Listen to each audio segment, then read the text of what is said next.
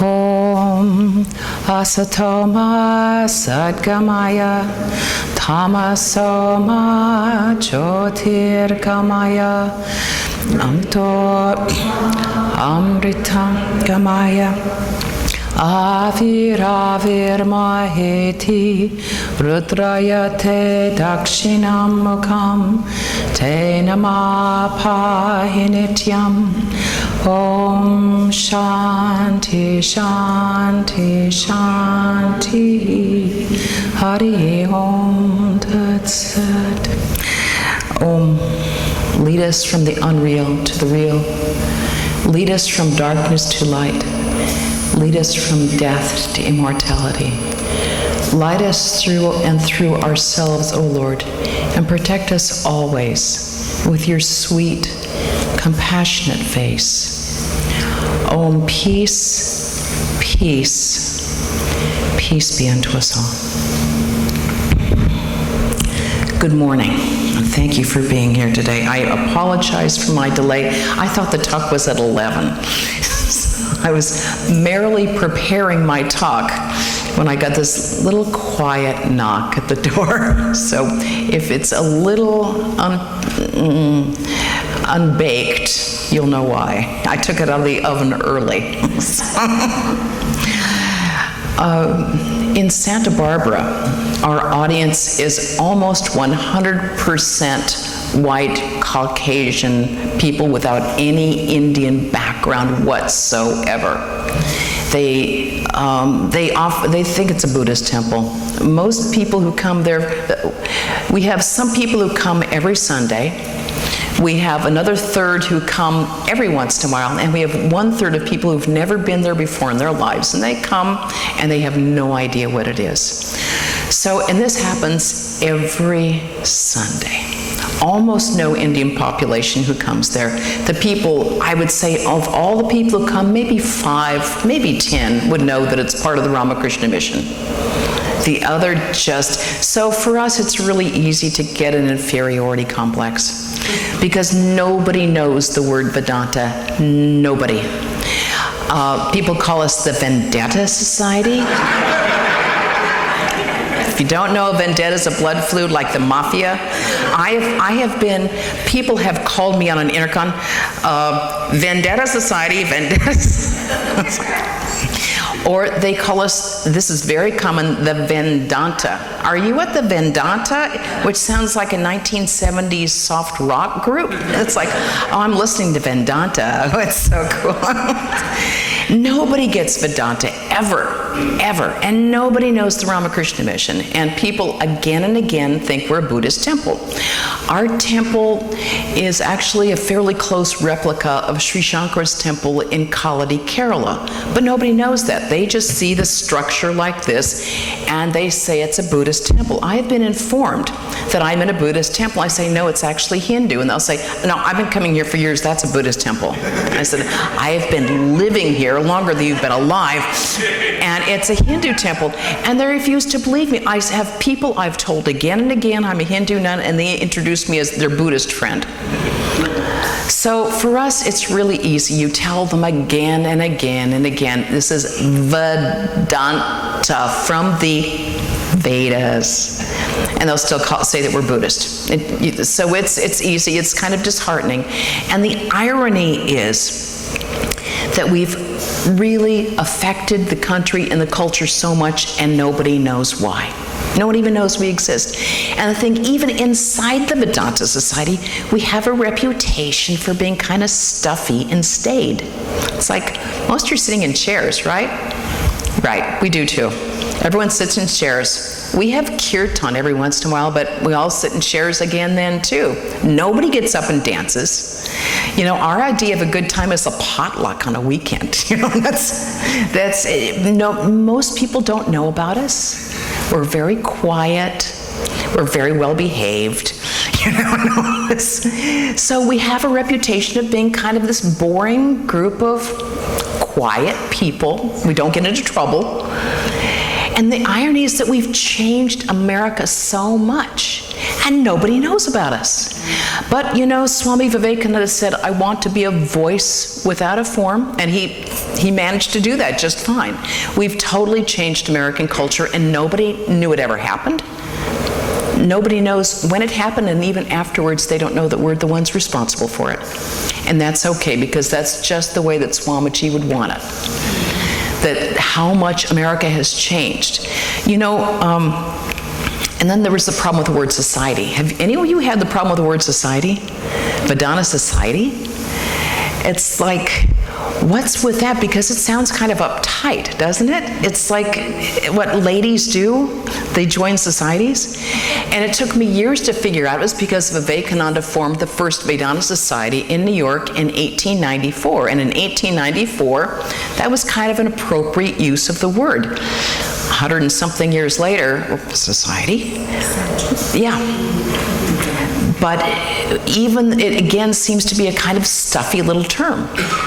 But again, it sort of belies the fact of how much influence we've had in the West. And we've profoundly changed the West, mostly by working through the culture of the United States of America, which has been the driving force in changing the Western world's culture. That's how it's worked. You know, the American historian, Carl Jackson wrote, quote, few other religious bodies of such Lilliputian size, in other words, extraordinarily tiny size, have equaled the Vedanta Society's impact or historical significance. Now that's really quite extraordinary. This is a man who is a historian of religion in America. And the astonishing truth is Vedanta societies have been instrumental in changing the face of American religion and culture and Western religion and culture without anyone ever know that it ever happened. It was quiet and silent like a hidden spring that fed the root of American religion. And no one knows that we're the ones who did it. It was largely through the powerful influence of Swami Vivekananda, who came in 1893 at the Parliament of Religions. That set forth a tidal wave of spirituality that we have yet to see the end of. Vivekananda, followed by the Swamis who later came to head the Vedanta societies that he started forming. And after that, it was the key members of the intelligentsia, the Western intelligentsia, that became attracted to these ideas. And these people in the intelligentsia were able to affect how American ideas were formed, and they were able to change the face of American ideas and culture through the power of their name and their influence because of these key intellectuals. The evolutionary biologist and very famous atheist, Richard Dawkins, coined the term meme, M-E-M-E. And that is, quote, an idea, behavior, or style that spread from person to person and from culture to culture. Now, a meme can be as trivial as a dance craze, as trivial as Pokemon, or as far-reaching as a belief in karma and reincarnation. And it spreads, one of the most important waves of spreading a meme is through what he called the transmission of power through the power of authority. In other words, the power of the people who are credentialed, the people that we respect and we want to emulate. We want to imitate them because they're important, powerful people. It's like if Oprah shows something on her show, people say, oh, did you see that on Oprah? If you have an Olympic gymnast who comes out and says, I like to do that, people follow because they respect the person. If you have the President of the United States and he's well liked, if he says something, it makes a bigger impression. If you have a very famous intellectual or a musical personality that says, I think this is interesting, people follow along through the force of their personality and the force of our interest in that personality. And America has always had a particular interest in the people who are celebrities. It's been a celebrity culture from the very beginning. And if a person was well-known and famous, oh, it's telling me I'm leaving for Santa Barbara for tomorrow. Thank you, okay? I remembered that. Then it has a much bigger chance of getting further than if a person like you or me were to say, you know, I'm thinking Carmen reincarnation's a really good idea. That sort of makes sense to me. But if you have a person like the Beatles saying it, that makes a much bigger impact, because they reach millions upon millions of people.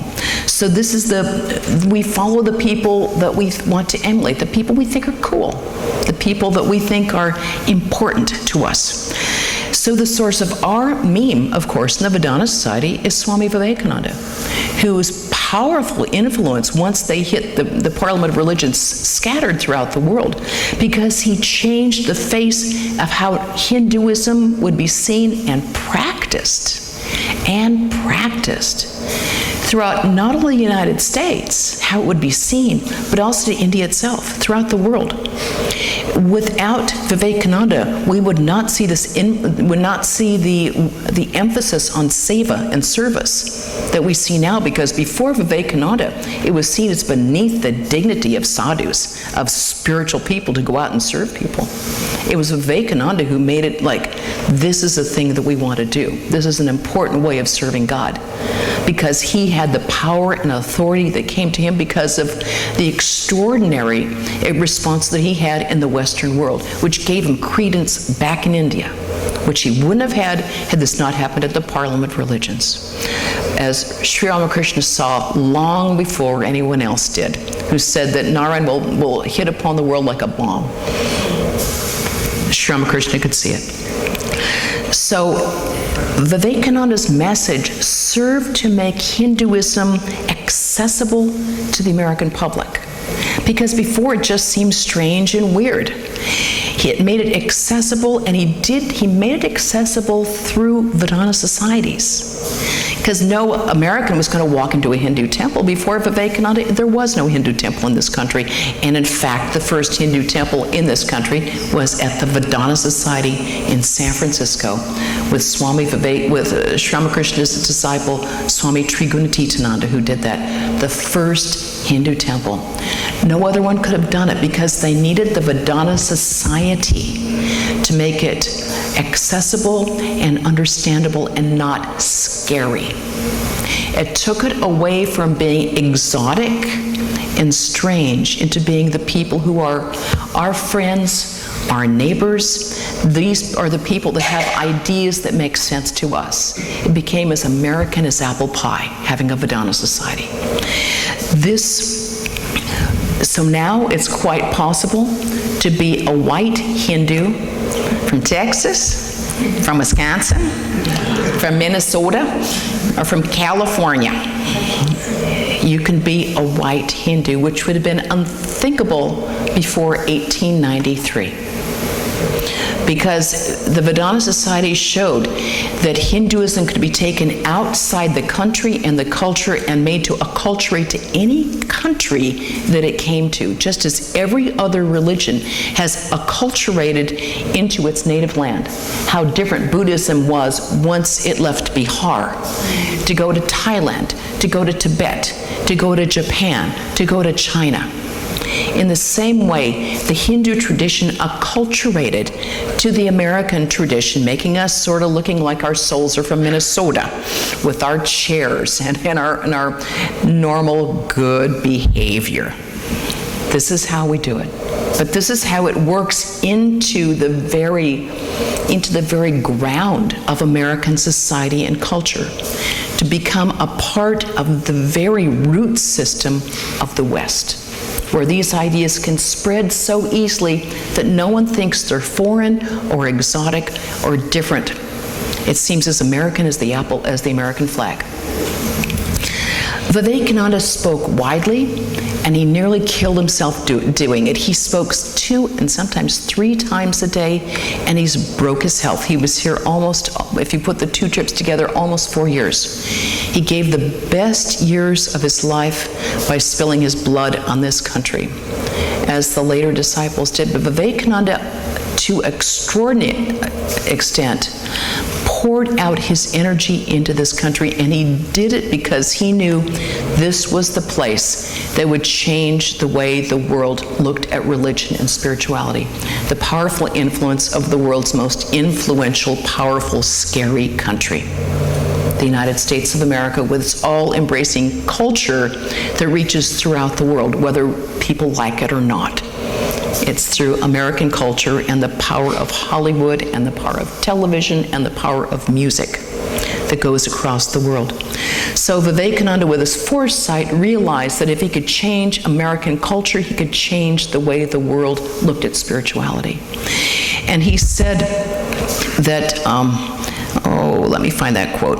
Well, let me first go on. He was, at the time, he was the perfect meme himself, because he was both a trendy news fad as well as a serious matter of intellectual discussion. So he was sort of like a combination of People magazine and NPR. So that he was sort of getting like both sides of the spectrum. The people who thought, wow, thank you, my savioress. People who were strange and weird thought, oh God, I hear that this guy's coming. And the people were like, no, this is really interesting. So he was able to reach a broad spectrum of American society. A lot of the people who were extraordinarily poor we have no record of. But people like Sister Christine, his American disciple, said that in New York he would have a stream, an army of poor ragamuffins, street urchins, that would follow after him because they were so aware of his love and kindness when he gave them money, when he would talk to them with interest, when he would ask them about his family, about their families, and where they came from. We know about his contact with the rich and the famous and the scientists, but how he affected the general American population, of just pouring out his love everywhere that he went. And there's such a lack of records because no one was there to record it, except for the people who happened to pass by and see it. He affected such important figures as J.D. Rockefeller, who, of course, Vivekananda was not the slightest bit impressed with his money or his power. And when Rockefeller went to see him, Vivekananda didn't even look from his desk to pay him the slightest bit of attention. But Vivekananda told him that he should use his wealth to serve other people and not to keep it for himself. And Rockefeller stalked out of the room in anger, and he came back some days later and threw down papers on his desk and said, you should be thanking me, I'm starting something what would become the Rockefeller Foundation. And Vivekananda looked up and said, no, it is for you to thank me. And we still have today the John D. Rockefeller Foundation, because of the words of one powerful man. We have other people such as Leo Tolstoy, who was one of the greatest writers of the 20th century, who was deeply impressed by Vivekananda, read Raja Yoga, was deeply impressed, read the first 2 volumes of what were then the complete works, read the gospel of the early versions, the gospel of Sri Ramakrishna, and was deeply moved by them. In fact, he loved Vivekananda so much that he wanted to compile a Russian version of a compilation of the writings of Vivekananda, of the talks of Vivekananda, and he had convinced his own publishing company to publish it and make it available to the Russian public. Fortunately, he died before that could happen. But his own, Tolstoy's own essays, including one 1908 article, Religion and Science, says that mankind must assimilate the heritage of Vivekananda along with that of the other sages. And Tolstoy was greatly loved and revered in his time. And with that, he was able to reach a number of people, so that when Vedanta hit Russia in the 1970s, it was already fertile ground. People already there had an interest in it because of the works of Tolstoy and his interest in Eastern, particularly in the Indian spiritual tradition. Another great meme that we have is Romain Rolland. who in 1915 won the Nobel Prize for Literature, a French writer who wrote an entire book about Vivekananda and an entire book about Sri Ramakrishna. And these ideas, of course, because it was written by the Nobel Prize in Literature, were widely disseminated throughout the world. And these ideas started spreading into society, where it was given, when you have someone who's a Nobel Prize winner, remember, this is before television, it's before radio. People did an extraordinary amount of reading at that time. So what was in written books became a matter of great interest. The 10th best-selling book in America at the time was a book on religion, just a basic book on religion. But it included a chapter on Hinduism that was extremely complimentary and quoted sections from the Bhagavad Gita and from the Upanishads that were quite favorable for Hinduism. And so these ideas started percolating in through the Transcendentalist movement, through Thoreau, through Emerson. With their own study of the Bhagavad Gita and the Upanishads, these ideas started spreading in. But the Transcendentalists only reached a very small portion of the society, the highly educated people pretty much on the East Coast. It was only Vivekananda who kind of bombshelled his way into American society through his influence on key intellectuals who then themselves spread it to other people. For example, like the Harvard philosopher William James, who is widely considered to be the father of American psychology. William James wrote the book Varieties of Religious Experience, which was a 19th century hit, and copies have been sold since then. It's considered a seminal book on religious studies, the first book ever written on, quote, religious studies. In that book, he quotes Raja Yoga widely. He met Vivekananda, was impressed by him, attended his Harvard lecture, and brought along his student, the great author Gertrude Stein. Gertrude Stein affected so many American writers in her time. All these ideas are spreading in through the intelligentsia into the American population as a whole, so that these ideas are becoming more and more accessible to the general public. In 1896, Vivekananda he wrote actually in a letter, "I have succeeded in rousing the very heart of the American civilization, New York, but it has been a terrific struggle." Well, I can't imagine how hard it must have been for that man dealing with that kind of supreme ignorance in that difficult a society. He was told if you'd come 50 years earlier, we would have lynched you. That kind of racism, that kind of closed-mindedness, for him to personally rouse the heart of American civilization, New York City, which is a tough nut to crack. So, okay, if he has succeeded in rousing the heart of American civilization in New York City, then what does it look like? Well, I think he's right, because we can begin with a statement by Paul Nitter, who is he's a former Divine Word missionary, a missionary who's now a Paul Tillich Professor of Theology at NYU at the Union Theological Institute. Okay, former missionary, now a Paul Tillich, great Protestant theologian professor. And Nitter says, in the new ecclesiology, that's the study of religion, and in the new model for truth, one admits that all people should know of Buddha, of Muhammad, of Krishna. Even 40 years ago, it would have been unthinkable for a missionary and a professor of theology, a Paul Tillich professor of theology at NYU? Oh, come on, you got to be kidding me.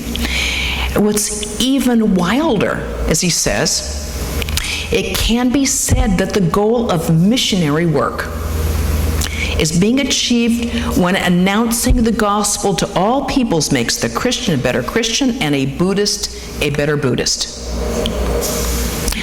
Now, what makes this even more interesting to me is to see this meme in action.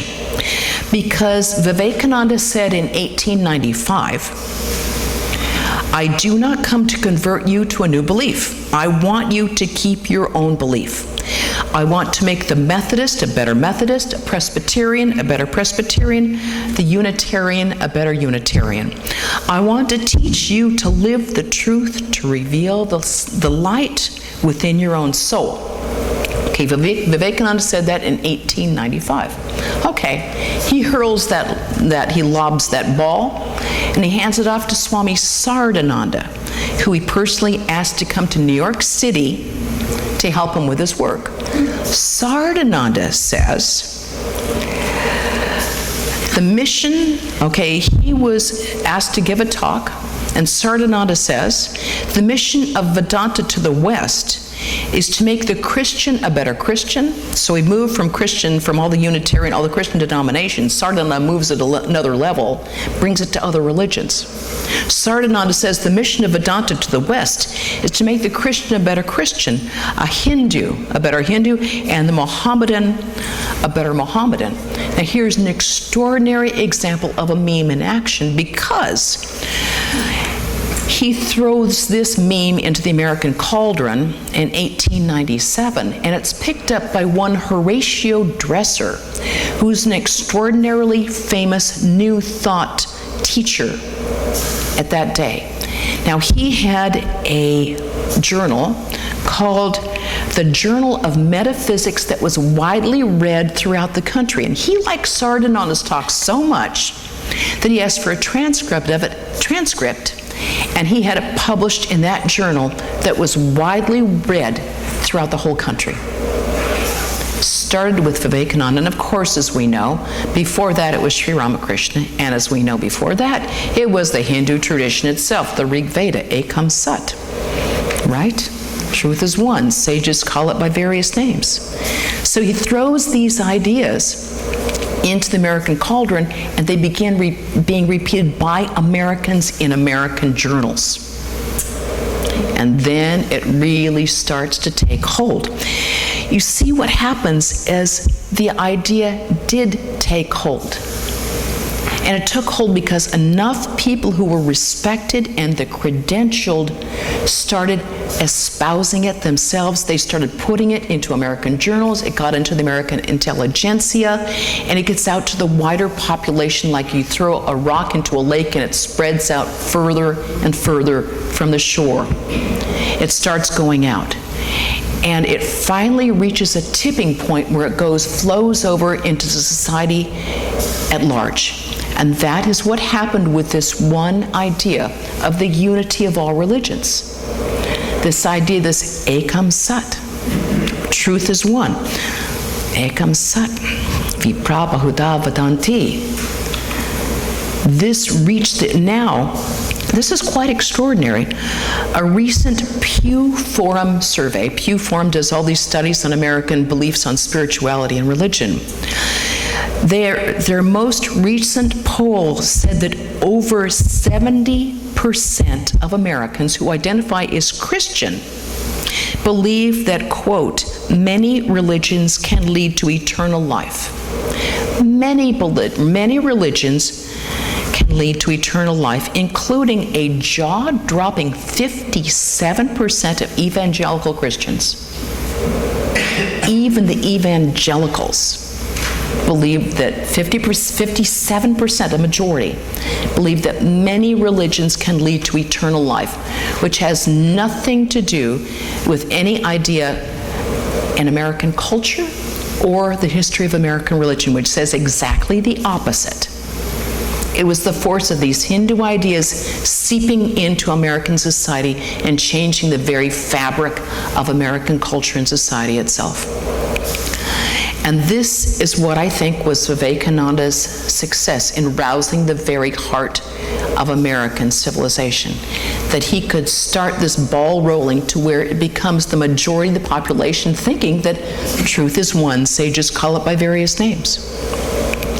So back in New York, Vivekananda's disciples kept the work going, and he brought some of his brother disciples over there. Swami Sardananda was there, Swami Vedanta was there, Swami Turiyananda came. None of them, of course, had the impact of Vivekananda, who was like a rocket that shot up and burned out quite early in 1902.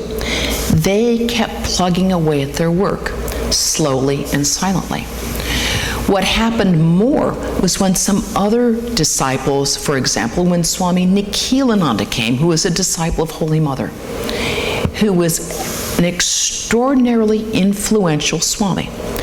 Now, Nikhilananda came to New York in the 1930s, and he was able to affect a huge number of people through his charming personality, his easy way with the English language, and his ability to bring in intellectuals and having them meet each other at the Vedanta Society. He affected an incredible number of people who were able to themselves influence other people. One person in particular was Joseph Campbell, who was the president of the New York Vedanta Society for a significant amount of time, helped Nikhilananda translate the Gospel of Sri Ramakrishna, wrote the preface to it, if I'm not mistaken, also helped him translate his 4-volume Upanishads. It was Joseph Campbell who started getting the name of Ramakrishna and Vivekananda out to the world in general. Not only that, by making the ideas of the Hindu tradition accessible to the Western world. And he was a pivotal meme himself because he had many influential friends. He invited his friend, the great Indologist Heinrich Zimmer, who was a professor of Columbia, to come over to the Vedanta Society.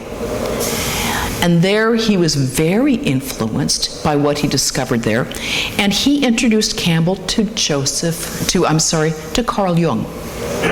And Carl Jung, the great Swiss German psychologist, became deeply influenced by the Hindu tradition. And if you notice the very last journal of his life, how profoundly he was influenced by the Hindu tradition, which at first he was quite queasy about.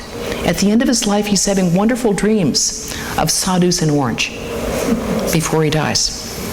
They're quite extraordinary to read.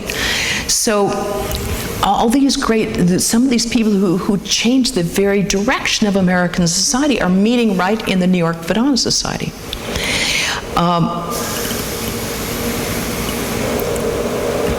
One of the best ways of getting Hinduism into the general population has been through Hollywood, through the film industry. And in this way, Joseph Campbell did work that no one ever suspected, because Joseph Campbell was a matter of such great intellectual interest to people that one person who loved Campbell, perhaps more than anybody else, was George Lucas. And it was his influence that created the ideas in Star Wars. So much of Star Wars are built upon the ideas that Campbell espoused and brought to the fore. George Lucas was profoundly influenced by Hindu ideas. Another one, Cloud Atlas, where it talks explicitly about reincarnation, and the 2014 movie Interstellar. And the movie says there's a universal superconsciousness that transcends time and space, in which all human life is connected. And this is explicitly Hindu. That movie got a lot of Oscars in 2014. The first Matrix movie deals explicitly with Maya. All these ideas from the Hindu tradition. In Star Wars, you see Luke Skywalker. He says these ideas coming directly from the Bhagavad Gita. He says that the senses must be restrained, and that every Jedi must overcome kama krodha, right? Desire and anger, straight out of the Bhagavad Gita. He says the Force is the ground of all being, which is essentially talking about Brahman. when he talks about the Force, he's either talking about Brahman or Shakti. But the whole idea of the Force, this is directly Hinduism that he got via Joseph Campbell. And he followed around Joseph Campbell like a puppy. He adored the man. The movie producer Peter Rader very recently wrote, "Spirituality is the open secret of Hollywood." He said, a lot of people know that if we quiet down the mind, we can tap into a deeper power. And the movies can tap into that, like Star Wars and Interstellar. This is a movie producer who's writing that. And they are hugely popular. Audiences know what the film is telling them, and they have a sense that the story is working on a deeper level. It's telling them that there's much more to life than just the ordinary, that there's something much bigger, and they are part of it. And he just says, this is why Star Wars, movies like Interstellar, strike a nerve that other movies don't strike. And this is why we're having incarnations of Star Wars again and again, because it taps into a truth that no one can quite figure out, but it strikes a nerve deep within them. The yes, I know, that desire and anger affect the way that I react. I know that I must quiet the mind. I know that I can't go to the dark side. In other words, I can't go to the lower mind. I must work with a higher mind. Even Disney gets into the act. Lion King. Mustafa's ghost says to his son Simba, "You have forgotten who you are, and so you've forgotten me. Look inside yourself, Simba. You are more than what you've become." And Simba says, "How can I go back? I'm not who I used to be." And Mufasa replies, "Remember who you are. You are my son and the one true king." This is the whole message of Vedanta to the West. Remember who you are. Remember, you're more than what you think you are. Remember what our real divine nature is. Vivekananda said, "Come up, O lions. Come up, O lions, and shake off the delusion that you are sheep. You are souls immortal, spirits free, blessed, and eternal. You are not matter. You are not bodies. Matter is your servant, not the servant of matter. You are lions." Even Disney gets into the act. Why is Lion King so popular? Because it strikes a chord that everybody resonates with. And if we go back to New York City, we go back to Swami Nikhilananda's center, we find that one of America's most influential writers was a disciple of Swami Nikhilananda, J.D. Salinger, who was one of the most influential writers of the 20th century. He came to Vedanta after he was deeply miserable after writing Catcher in the Rye. He had tried Zen Buddhism, but he found it deeply unsatisfying. So he came to Vedanta, which was actually right around the corner from where his parents lived. It was very convenient. There it was. And the J.D. Salinger's biography is Ken Slowensky. And Slowensky's been to a number of Vedanta Society functions lately because he's considered the expert on Salinger. He has all of his papers. He's written the definitive biography on Salinger. And he said, unlike Zen, Vedanta offered a path to a personal relationship with God, something Salinger found enormously attractive. And I think that's one reason why Vedanta has taken hold in this country, because it's not just a path of the head, but it's a path of the heart too. So you have to have something both satisfying to the heart, and it has to agree with our head too. We don't leave our brains at the door when we walk into the temple. But it has to be something that satisfied our heart, but also something that's every bit as rigorous for our intellect as any other religion in the world. And for a person like Salinger, this was enormously important. In fact, when Salinger gave a copy of his book, Franny and Zoe, to Swami Nikhilananda, a book that I read at 15 and was blown away by it. I thought it was just the most fabulous book. Every 15-year-old I know was reading Franny and Zoe. He wrote inside the book to Swami Nikhilananda, he said, "I was able to circulate the ideas of Vedanta only through the medium of such stories as these. In other words, Salinger went out of his way to try to spread the message of Vedanta through these means, through a way that would affect America without turning them off, by reaching them without explicitly knocking them over the head. But after a while, his books and stories became rather drenched in Vedanta. He wrote in one of his short stories, he said, Swami Vivekananda was one of the most exciting, original, and best equipped giants of the century. J.D. Salinger. And he said, my personal sympathy for Vivekananda will not be outgrown or exhausted as long as I live. And this is in the character of a young boy saying this, making it approachable to other people. He said, mark my words, I would easily give 10 years of my life, possibly more, if I could just have shaken his hand, or at least had a brief, respectful hello to him on some busy street in Calcutta. Salinger loved the Gospel of Sri Ramakrishna, and he said it was the religious book of the century. And he openly said that.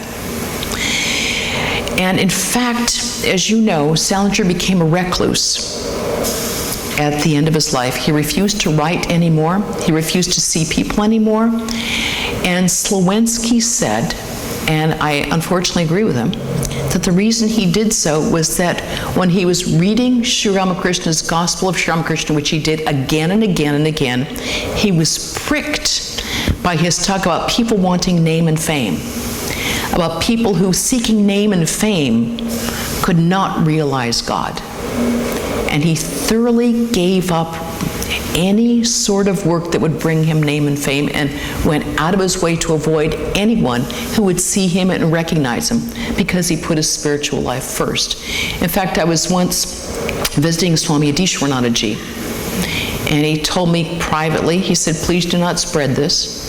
He said, he had just got a call from J.D. Salinger, and I was there when he just put down the phone. And Salinger wanted to have a quiet retreat in Thousand Island Park, and was it possible to go there without anyone seeing him there? And he said, yes, no one is there, go. And he frequently was in touch at the center. He was frequently there, just kept it very quiet, came when no one else was there, had great regard, of course, for his guru, Swami Nikhilanandaji, and for his successor, Swami Adishwaranandaji. But he was so terrified that name and fame would destroy his spiritual life that he gave it up. Now, of course, Sri Ramakrishna would say, he told Girish Ghosh, keep working, this is how you get the ideas spread. Salinger wouldn't do it. That's it, done it. It's interesting that the New York Times had a list of the 100 most influential writers of the century, and of course Salinger's on that list. Of course, our Varieties of Religious Experience guide, James is there, and so is two other famous Vedantists, Aldous Huxley and Christopher Isherwood, the most influential writers of the century. They were able to come because the influence of other people who brought them in.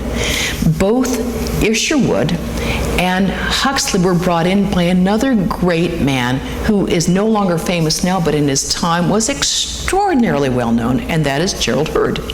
Gerald Heard at his time was an extraordinarily famous man who was from England, had a radio show, was famous in England, came over to the United States because he was a pacifist, did not want to be involved in the war, did not want to be drafted, wanted nothing to do with warfare, had a radio show that was very influential in the United States, and he wrote books, and he probably wrote 20, 30 books in his lifetime, wrote many articles, and was extremely well known. And his friends and co-Brits, Aldous Huxley and Christopher Isherwood, and he personally brought them to the center and introduced them to Swami Prabhavananda.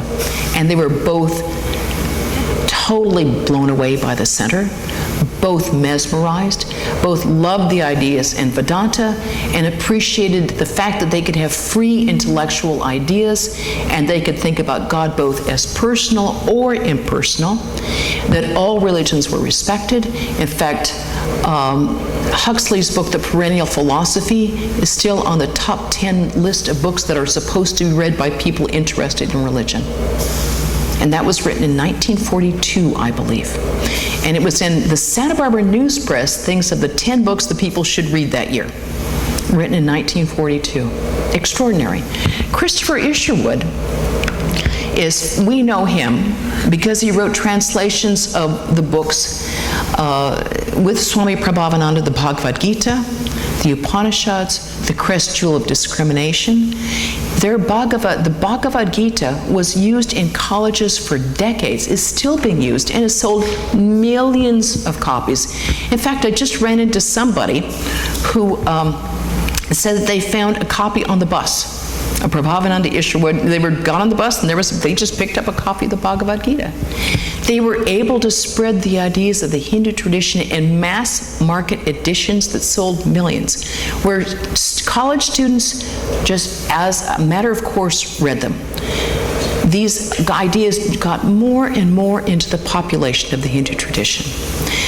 Christopher Isherwood also later became famous, as we know, through his wonderful book, Ramakrishna and His Disciples. And Isherwood took a huge amount of heat from his fellow writers. The book was widely criticized in Western circles as being he's drunk the Kool-Aid. He's gone over to the other side. He's lost his sense. And only now, because there was so much prejudice against the Hindu tradition. You could be a Buddhist and it was fine. You could be a Muslim and people would understand. You'd become a Jew and it was fine if you were an atheist. But if you became a Hindu, something was definitely wrong with you. So Isherwood took an enormous amount of criticism and he refused to do anything about it. He loved Swami Prabhavananda and was there for the gospel readings of Sri Ramakrishna every Wednesday night and was like a child with him. He would sit at Swami Prabhavananda's feet like a 4-year-old. Christopher Isherwood has had a resurgence in his popularity because of his book after Swami Prabhavananda died, My Guru and His Disciple, which became well known as the first gay spiritual autobiography. And one of the funniest things in my life was the first time I was ever invited to an American Academy of Religion talk, where I was considered an authority, was when I was asked to speak in front of the gay men's panel on spirituality, where I was asked to give a talk on Christopher Isherwood and Hinduism and Vedanta. It was like, okay, fine. You never know where the message will go. There it was. So, and Isherwood was able, he said that had I come to Swami Prabhavananda and he told me that I had to change or what I was doing was wrong or sinful, I would never go back again. He loved the ideas, but he wasn't about to be told that what he was doing was sinful or wrong. So in 1939, he went to Swami Prabhavananda and he said, Swami, I have a boyfriend. I'm living with a man.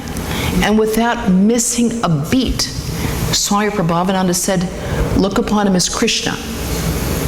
Never showed any sign of disgust or fear or abhorrence. To him it was all the same, as he would frequently say when society women would come to him and say, Swami, we have to do something. There are too many people like that coming into our society. He said they're perverted. He said, Madam, sex is perverted.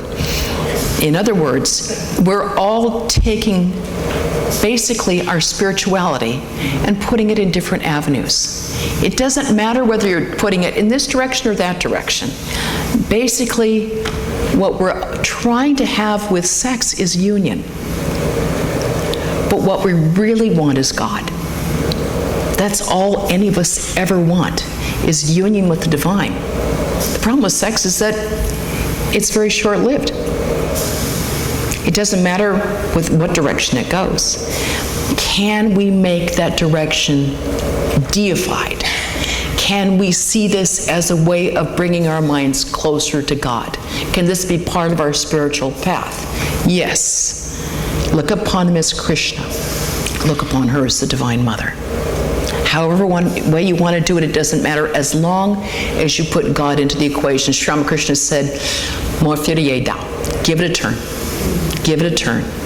Whatever we do, make it a part of our spiritual path. We don't believe in sin. We believe in taking whatever we do and making that part of our path towards God. And this was so extraordinary for them to be in 1930s in America, where it was against the law, where you could be put in jail for this. And the fact that these people were so clear, it brought over enormous people from the Hollywood tradition. It would be not unusual to have, we had Laurence Olivier and whoever his wife was at the time, Scarlett O'Hara, who was that? Who was Scarlett O'Hara in Vivian Leigh, walking around the temple while poor Swami Vivekananda was trying to give a lecture, and everyone was staring out the window while Laurence Olivier was walking around the temple. Greta Garbo was a frequent fixture, and she adored Swami PrVrajaprana. Because Isherwood became a Hollywood writer, he wrote things for television and movies. And a lot of his writers would condemn him. Oh, you're bringing down your art. You're bringing it to the masses. He said, how else can you affect people? How else do you reach people? So a lot of Hollywood people came over. We had an enormous people at Disney. Working at Disney, that came, the vice president of the Vedanta Society was the vice president of Disney. And that's why when any Swami comes, they're given the Disney tour. It's part of our pilgrimage. Everyone, Swami Madhavananda went to Disneyland, Suji Maharaj, Swami Nirvanananda went to Disney. Everyone goes to Disneyland. It's all Maya, right? Let it be charming and sweet. It gets, then you see Lion King, you go, okay, now I know where these ideas came from. All these ideas have been seeping into American society. Hurd was deeply influenced, our old friend Gerald Hurd, who's now sadly no longer famous, but he was deeply influential with another fan of his, Huston Smith. Huston Smith's book, originally The Religions of Man, then it became The World's Religions, is HarperCollins' second most popular book. It's sold millions and millions of copies, and it's still being used as a college text.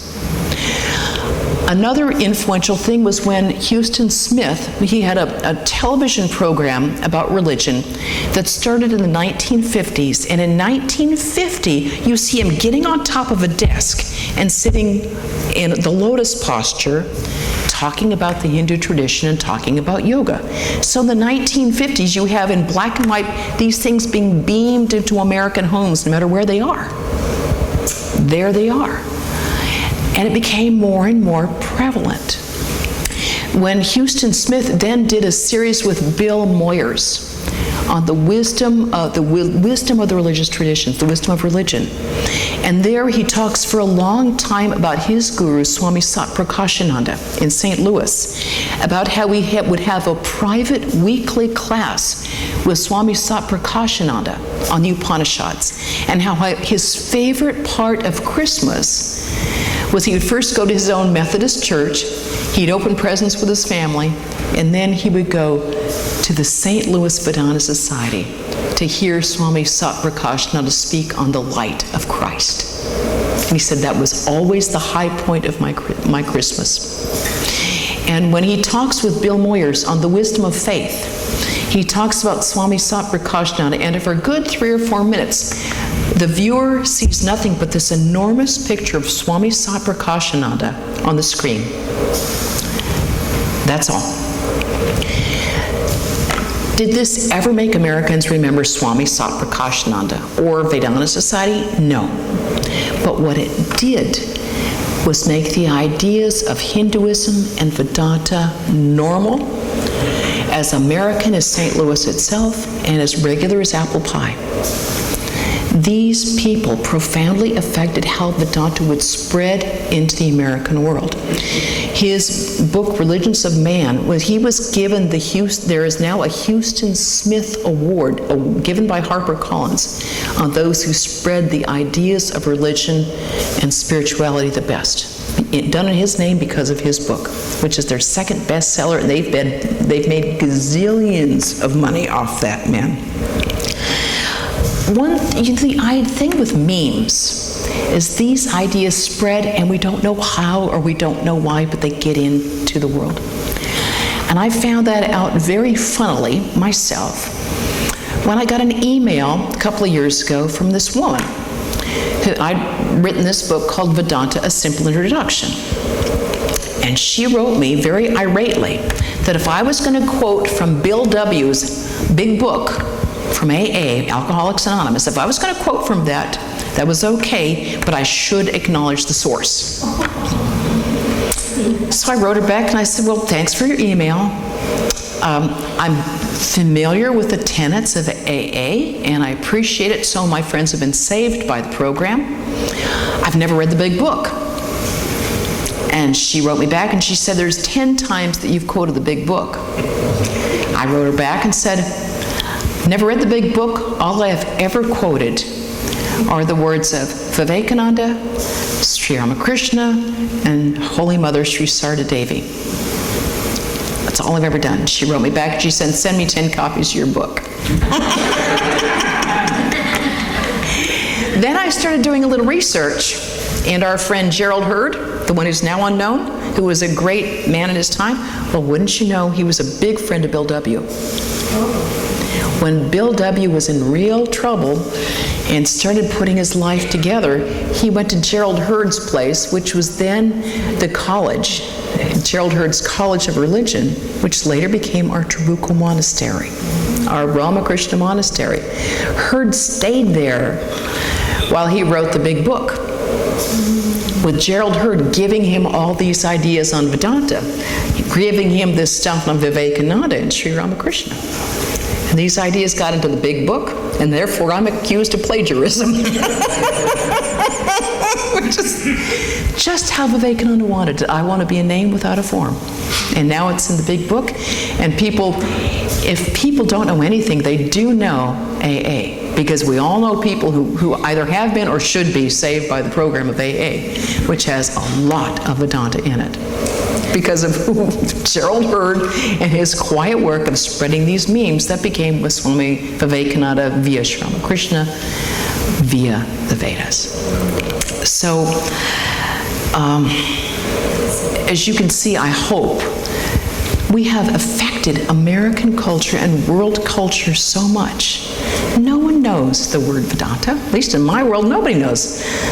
I don't know about your world, but in me, I'm still correcting people about vendetta and Vedanta. But I hope that if you hear vendetta or Vedanta, you correct them. I hope you straighten your head up high and say, no, I am from Vedanta Society, and say that with pride. Because we have been part of a movement that has so enriched the world. We've been part of a movement that has done so much to give to the world in real spirituality.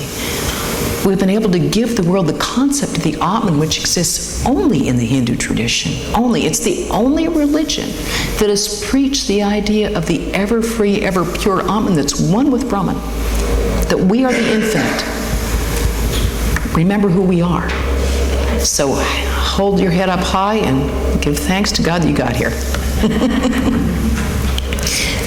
Chima.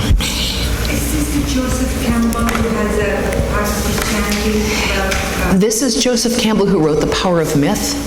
This is the Joseph Campbell who wrote all those books on mythology. He had a series with Bill Moyers. Any other questions or comments or?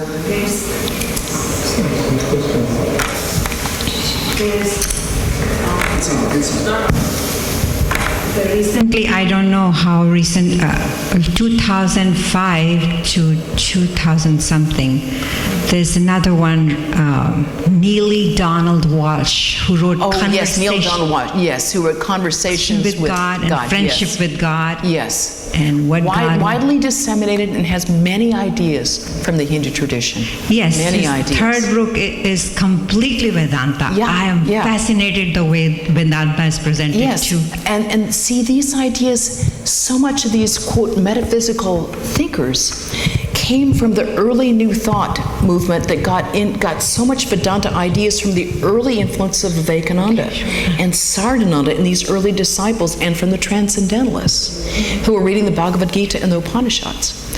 And these got into the American intellectual framework. And so these ideas have been sort of picked up and absorbed by the American public. So, and there's so many other things that have been taken up by metaphysical thinkers that don't come through our Vedanta Society, don't come through the channels that we're even aware of, but they spread these ideas in very popular ways. It's really quite extraordinary. I have a quick question. Yes. Karma yoga is so popular. Everybody, almost 100% of people around the world know the word karma. Yes. And also yoga. And also yoga. And I've tried to explain that you can also have bhakti yoga, which is like prayer. Yeah, they all think yoga. Yeah, they all think yoga is what you do at the gym. And then I also explained that you can have jnana yoga, which is like knowledge. Yeah. But Raja yoga, when I try to explain, it's not. Could you explain that a bit, please? Well, as we all know, Hatha Yoga is a much later derivation than the original yogas. It was, Hatha Yoga was started actually... This is Raja Yoga. Raja Yoga, Vivekananda really talks about Raja Yoga, but really it goes back to the Bhagavad Gita, which goes back to the Upanishads. Mm-hmm. But the problem that America doesn't really understand meditation. Mm-hmm. America gets very confused in its terminology because they get it all mixed up with mindfulness, they get it mixed up with Buddhism. There's so many, they think it's... Hinduism is the mother of Buddhism. There's been mindfulness in the Hindu tradition from the very beginning. Mm-hmm. But all these streams of thought get kind of percolated and mixed up with the American mind through the later medieval thing of Hatha Yoga, which was originally started so strengthen the mind, strengthen the body, basically strengthen the body so that we can sit for long hours of meditation, make the body fit, healthy, clean, so we can sit without being disturbed for a long time in meditation. Well, the problem, as Sri Krishna said, one becomes too obsessed with the body, and then how fit is fit enough? Am I fit now? Maybe I need a little more time, and so it's much easier to identify with body rather than Atman. So we go in that direction. Raja Yoga, the whole idea of stilling the mind, goes back a very long time. The Raja Yoga, in Vivekananda's Raja Yoga, you see elements of Tantra in there, which is not there in the Patanjali. Mm-hmm. Sri Krishna was a good student of Swami of Sri Krishna. So you see, when some of that with the Kundalini, you do not see in the Patanjali Yoga Sutras. But basically, all of it is trying to do is still the mind enough so that the chitta shuddhi, the purification of the heart, purification of the mind is attained so that the Atman can shine forth. As you know, Patanjali goes into a lot of potential practices that can be done for various psychic powers. So many people get sort of lost in that direction. It's too much of a hypnotic effect, power being interesting. So an equivalent for Raja Yoga would be stillness of the mind. Stillness of the mind, to the concentration. Okay. Stilling the mind, which is done through concentration. Much of what we do, even in Raja Yoga, is basically just dharana, just trying to bring the mind back. We all say that we're sitting and meditating, and in fact we're thinking about the menu, or what we should have said to some person instead. But so it's continually dragging the mind back. If we could meditate for 12 minutes, we'd all be in samadhi. If we can have even 3 minutes of meditation, we'd be all so refreshed and relaxed. Yes. What does white Caucasian Hinduism look like, and how does a white Caucasian Hindu woman act? Well, I guess you're looking at one who's 1/8 Cree. I don't even qualify for being white, I think. I guess she likes all kinds of music. She likes every kind she likes to read every kind of spirituality, open to all religions, deeply grateful for the Hindu tradition that made sense. Feels very happy to be with people who think like her, because then you don't have to pretend too much. It's wonderful being in Calcutta. I could finally feel like I was who I was.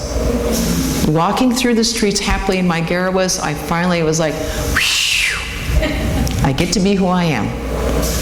And people go, Apnar Desh? I go, Ramakrishna Mission America, America.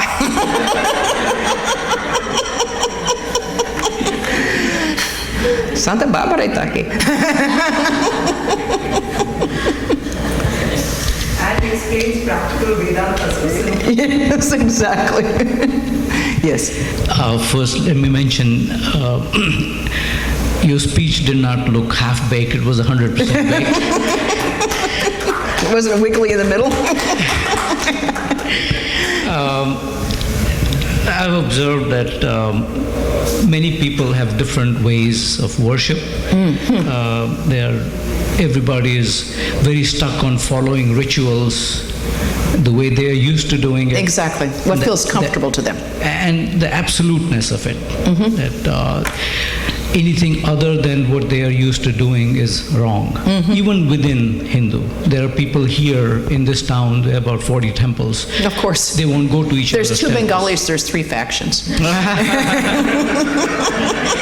So even people get criticized for reading up and listening to speeches of swamis that are not from their own order. It has come to that point. That's absurd. Yeah. And so, I'm wondering, Vivekananda, back in 1800, how did he have this hopelessly liberal ideas of unity of religion?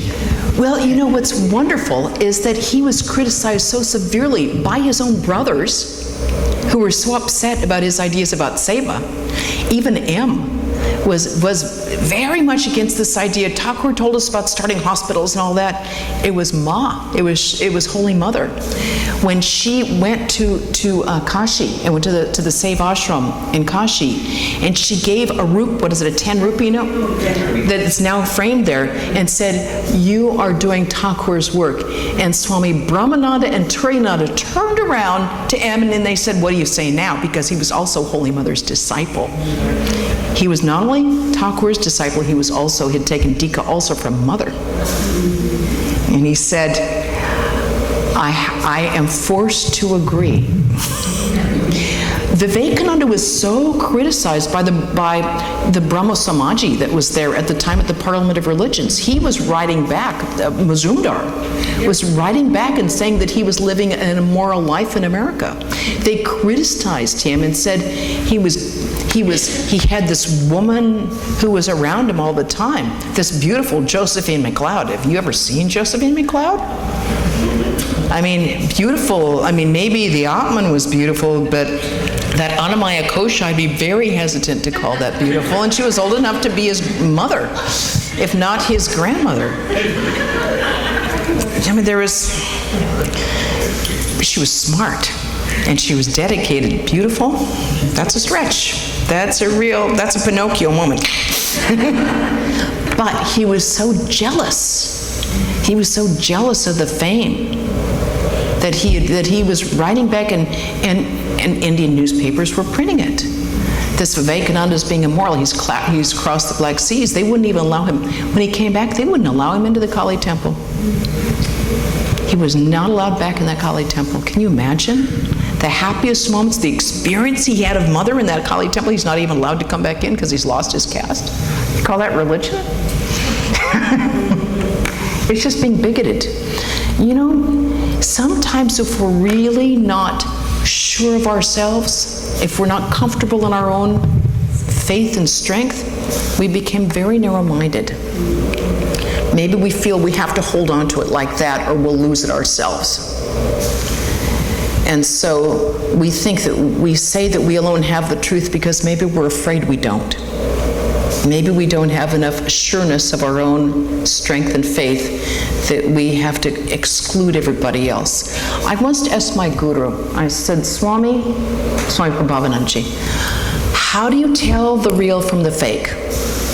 How do you know a real spiritual teacher with one who's a fake? Because people say that they're incarnations, they're avatars, they're spiritual leaders. There's this Maharaj and that Maharaj and, boy gods and boy avatars and everything. And he said, look at their life.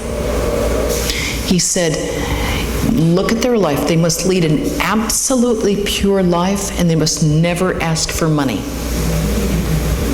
So if you can find a spiritual teacher, if you can find someone that rings true in your heart, that leads a pure spiritual life, leads a good, pure, ethical life, doesn't ask for money, and leads a very pure life, why shouldn't we learn from that person? On the other hand, we shouldn't dig a bunch of wells. In other words, once we have our own well, once we've received instructions from our spiritual teacher, dive deep.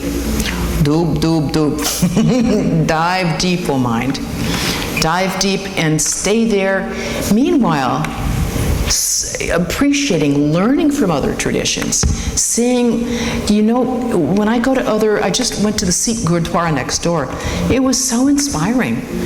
Such a beautiful atmosphere in there. Just your mind goes higher just walking in that and hearing the beautiful kirtan. And the pious people there, and the food is very sattvic. It's very sattvic. You feel the love and the devotion with which they serve it. So that always intensifies my own faith.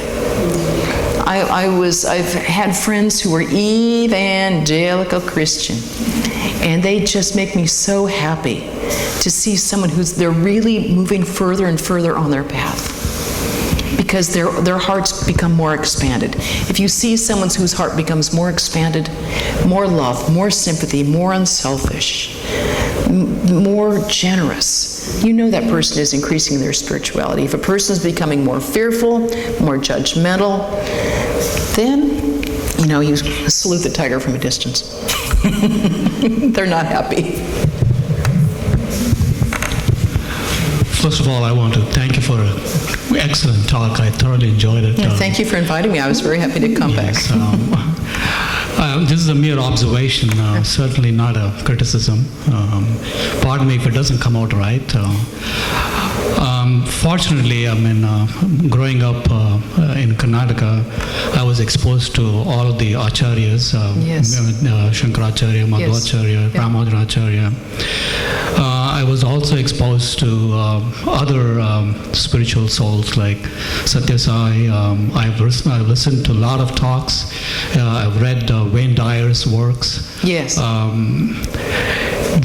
One of the observations that I've been noticing is, including in India and here, is we forget the message of the great souls that have come here. And we get tied down with the rituals, whatever you want to call it, the societies or the structure. Yeah. And we try very hard to maintain that, but frequently forget the message. Yeah, it's very easy to get tied up with the messenger and how to approach the messenger rather than the message. By nature, I'm a bit of a ritualist myself. I'm just a flower and fruits and food girl. Houston Smith, who's like a father to me, he said to me, I know you're just like me. You're a Janani. And I said, Houston, I'm a bhakta. And he said, I don't believe it. And I said, Houston, I'm one of those simpering, emotional bhaktas. I talk about the Atman, but when it comes down to it, I'm at that woman's feet. However, if it doesn't stand up intellectually, there's no use for it. The only thing that makes sense to me is that there's only one infinite divinity, whether we call it Atman or Brahman, and that divinity pervades the universe and is most manifest in the hearts of all beings. And if we can't be there to be in service and respect for other human beings, then we need to make our practice such that we remember that. Those people who do ritual shouldn't get too hung up on it, and people who don't like it shouldn't get hung up on the people who find it very satisfying.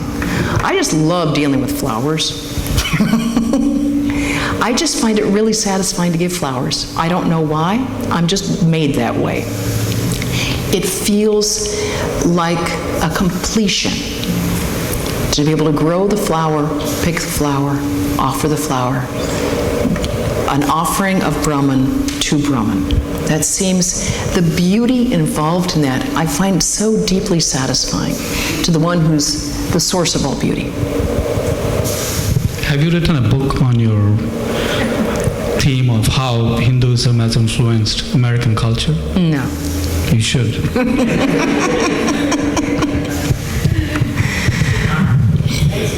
Yes. You know, about a week back in NPR, two sisters were being interviewed, and both of them are Muslims. So they went for a job, and one of them got the job. So the thing was, the lady who went first, she had a hijab. Yeah. But education-wise, they're both same. And the second, her sister, when she went, she didn't have any hijab. So the question was asked, why don't you have the hijab? Your sister had. So she said, see, I am in the United States. It's a unity of everything, every religion, every culture, everything. So when I grew up, I decided to be a part of that United States. And I think that there is no need for me to separate myself from a particular religion. So the question to you is that from Vedanta perspective, the need to identify which faith you belong. I think that depends on the individual. I have a very, very close friend, the imam's wife, who wears hijab. She chooses to wear it. She was born in Canada. She chooses to wear it. Her mother doesn't. She chooses to wear it. She wants to have that identification as a proud Muslim woman. She has 3 daughters. She will leave it up to them. I have another good friend who's a Syrian doctor. She's a pediatrician in Kansas.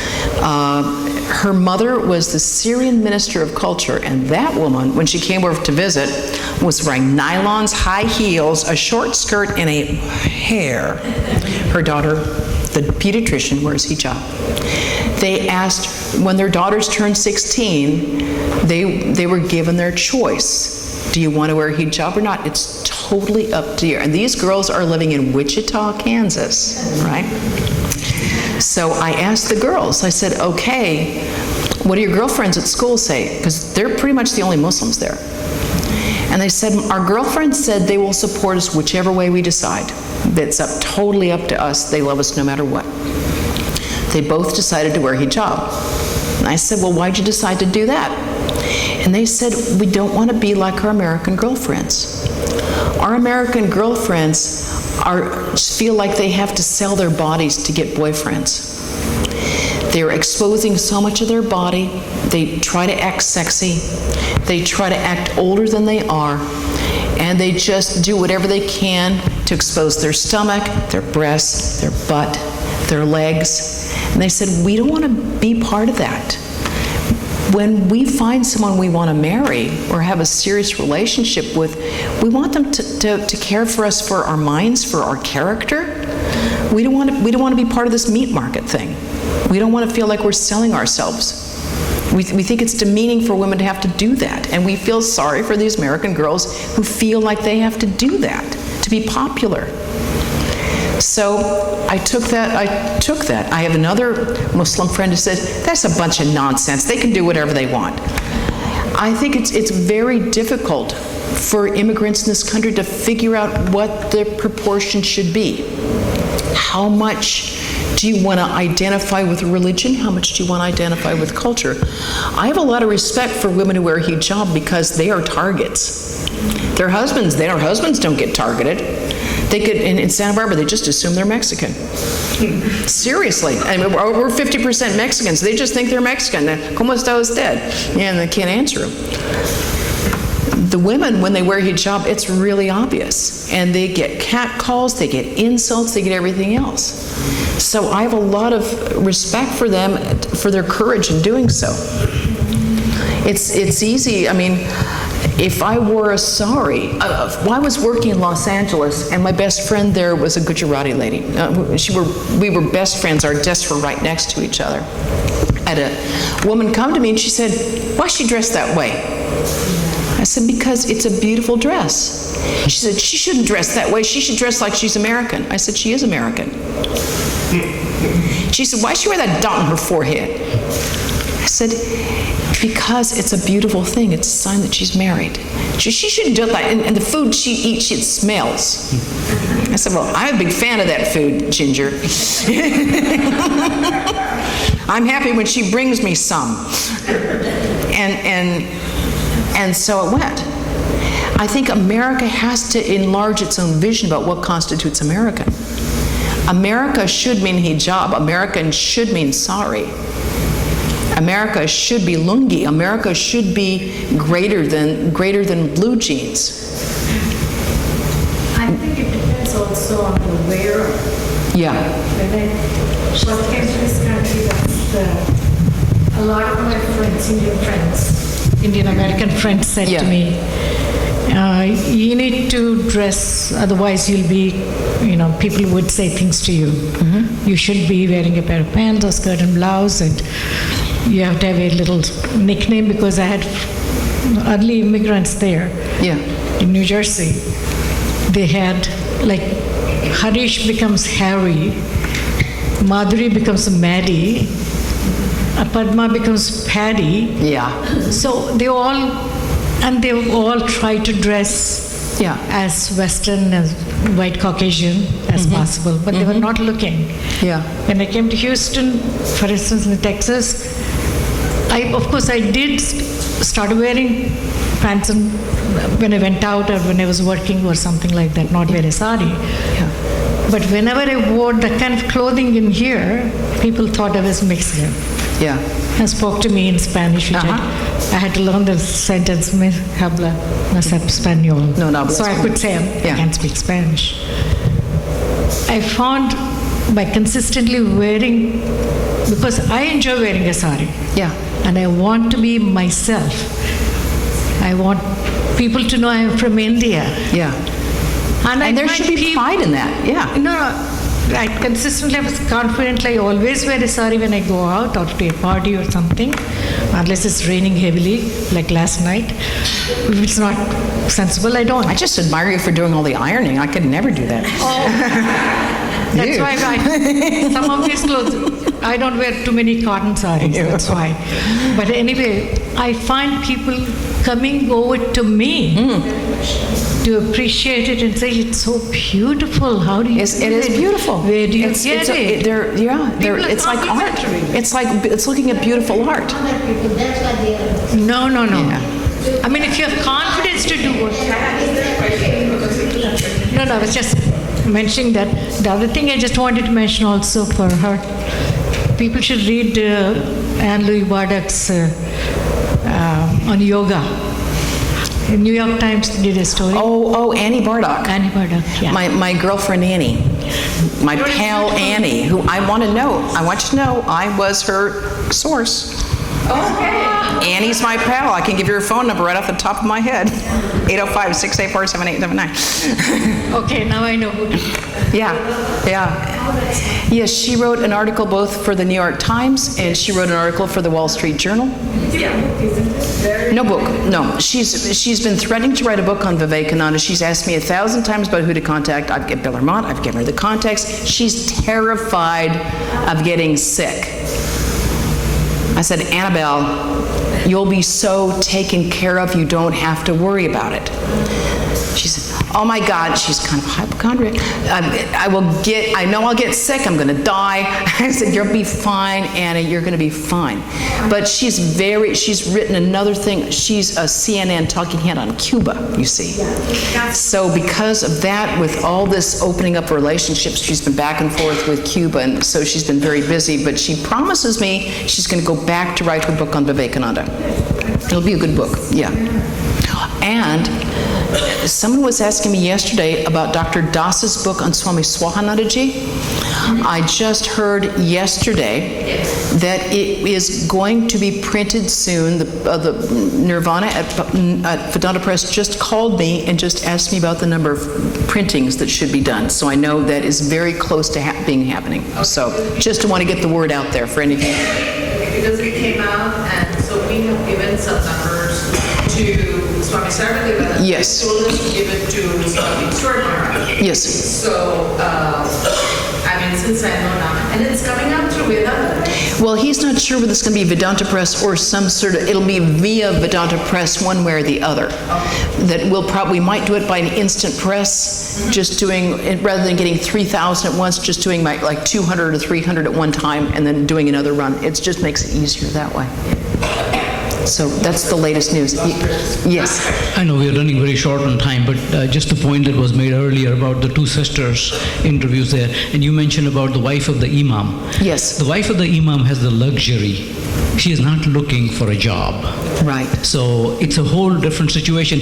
Even Actually, she would like to have a job, but she's a full-time graduate student. And she has to commute back and forth to UCLA from Santa Barbara with 3 children and with the responsibilities about being the wife of the imam. And she is the smart and beautiful one in the family. And she's very active in Santa Barbara Interfaith and has organized a lot of marches on State Street for interfaith support. Yeah. And she does this with a hijab. Yeah, and I wish Donald Trump would get exposure to Vivekananda street teaching, because he's like a poison pill running around. Yeah. What's interesting is the phenomenon of people who have willed ignorance. They actually will not to know more. And you can't help people who don't want to know more. The only thing that you can do is meet people on a personal basis and have them see you as a human being. Once they see you as a human being, they can't demonize you, they can't otherize you. You become a person that they know. So perhaps nothing is done more to humanize Hinduism in this country than having someone being a Hindu, being your doctor, being your cardiologist, being your computer geek, being the person that you go to, like, can you help me with this problem? Their accountant. Then it becomes this person I trust and I need. It's like a lot of our Muslim population in Southern California, there are a lot of doctors. And when your doctor is a Muslim, you start thinking that maybe he's really not trying to blow me up anyway. It would hurt his business. So I think we should close now? Yes, PrVrajaprana will close, and you will do the arati for us? Yes. And before we do the arati, as all of you know, we have Mother's Prayer. So while PrVrajaprana gets ready there, we will do the Mother's Prayer, then the arati, and then I'll just give you a little bit of information, because we are running a little late, because PrVrajaprana today is going to the Rothko Chapel later in the afternoon, so we are, now trying to hurry up. So let me just conclude with a chant, and you can join me if you... Om Purnamada Purnamidam Purnat Purnam Udachyate Purnasya Purnamadaya Purnameva Vashishyate. Om Shanti Shanti Shanti. Hari Om Tat Sat. Shri Ramakrishna Arpanamastu.